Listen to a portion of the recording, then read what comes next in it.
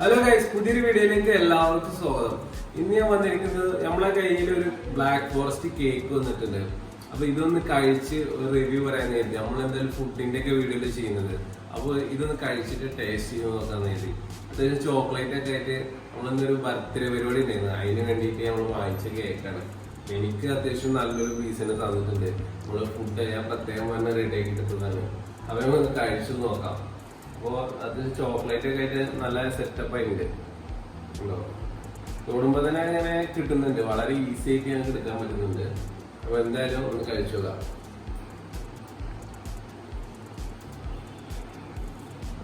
വളരെ സിമ്പിളായിട്ട് കഴിക്കാൻ പറ്റുന്നുണ്ട്.